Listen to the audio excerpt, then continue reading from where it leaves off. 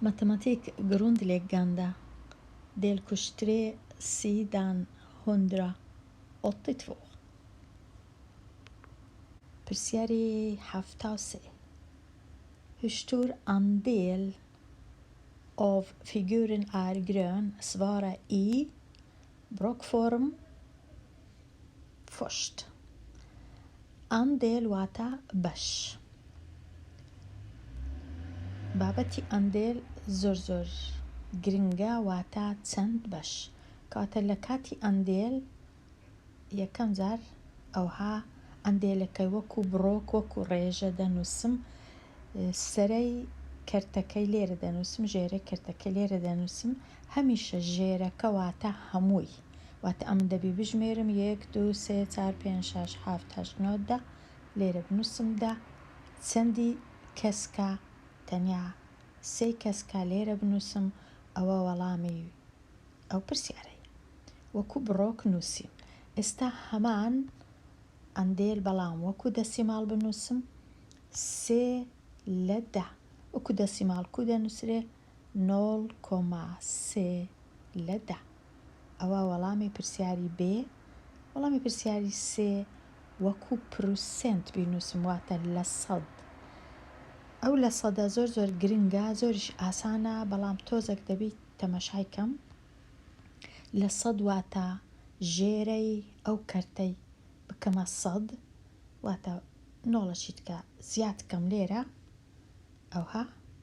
بەڵام ئەگە نۆڵەکەم لەو خوارەی زیاد کرد ناچارم لەسەرەوەش نۆڵەک زیاد کەم دەنا تێک دەچی. کە نۆڵەکەم لە خوارێ زیاد کرد ئێستا ئەوەی سەرەوە ئەوە پرسێنتە، واتە کو دەینووسم؟ دەنووسم 30%. کاتە 3/10 یەکسانە بە 30%. 3/10 یەکسانە بە 30%. ئێستا وەڵامی ئەو پرسیارەی دەبی ئەوها بنووسم 30%. ئەوە تەواو. ئێستا پرسیاری 74.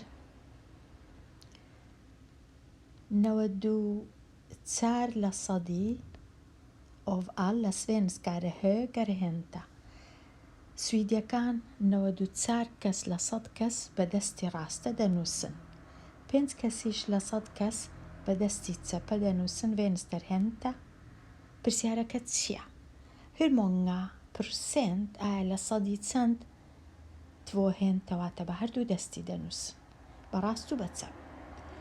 Det vill säga både höger och vänsterhänta. زۆر ئاسانە. ئەمە 94 هەیە. 94 ئەوە هۆگەر، 5 ئەوە vänster، ئەوە کردیە 99. بەخۆی هەمووی بەیەکەوە دەبی بکاتە 100. 99 چەندی مایە لۆ سەدی؟ تەنیا یەکی مایە، کەواتە 1/100 tvåhänta واتە بە هەردوو دەستی دەنووسی، چونکە بەیەکەوە دەبی هەمویان کە کۆیان دەکەمەوە 94 لەگەڵ 5 لەگەڵ 1 دەبی بکاتە 100. کاتە یەکسەر دەزانم کۆیان دەکەمەوە 94 و 5 دەبیتە 99، ئەو جە 100 دەینم، 99 لێ دەردەکەم یەکسانە بە 1، ئەو جە دەنووسم 1/100. 1/100 بە هەردوو دەستی دەنووسن لە سوید. پرسیارەکەی دی 75. Hur många procent är 1/10 چەند لە سەدە؟ گوتما زۆر ئاسانە. ئەمن دەچم تەنیا 1 نۆڵی لێرە دادەنێم، نۆڵەکیش لێرە دادەنێم، ئەو جە دەخینمەوە. ئێستا بووە 10/100، ئەو جە کو دەینووسم 10%. بووە 10/100. 0.75 ئەوە زۆر ئاسانە، بەخۆی 0,75 کەواتە 0,75 لێرە واتە 75%. 0,75 ئەوها دەنووسی 75%. ئەوە زۆر ئاسانە، هەر لێرە چ بوو ئەوی دەنووسم دەکا پرسنت. بەخینەوەکەش ئەرە ئەوهایە 75/100.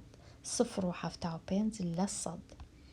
بەخۆی لێرە هەر بەخۆی حازرە 3% کەواتە یەکسەر دەنووسم 3%. لێرەش هەر بەخۆی حازرە 9% چونکە 9 ئەگەر لە 10 بە ئەوها دەنووسرا، بەڵام چونکە لێرە لە 100 نیە 100 دێلارە کەواتە 9%. زۆر ئاسانە. پرسیارەکەی دی پرسیاری 76.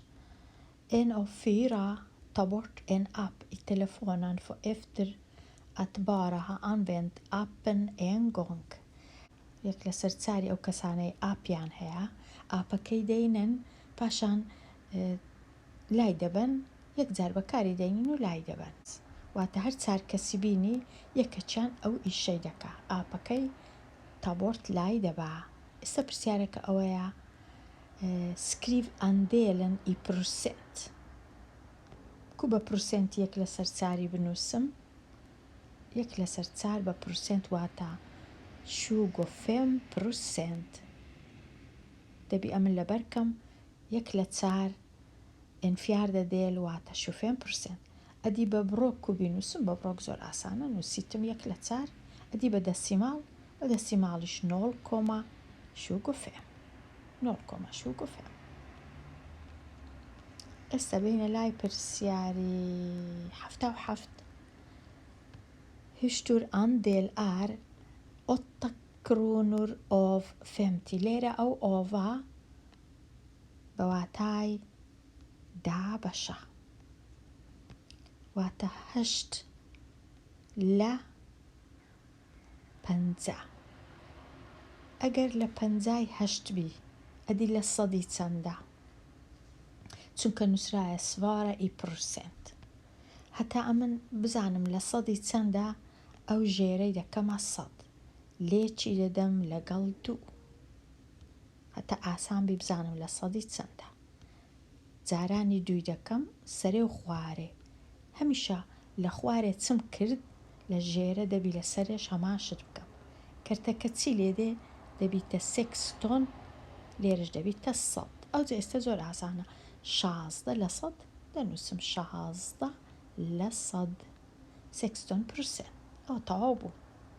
ئەدی 25 لە 500 دیسان دەنووسم 25 لە سەرێ 500ش لە خوارێ. ئەو جارەی بە پێچەوانە ئەم دەبی ئەو 500ەی بکەمە 100 دەبی دابەشی بکەم، دابەشی 5 بکەم سەرێ و خوارێ هەتا ببیتە 100 چونکە 100م پێویستە، لە خوارێ 100م هەبی.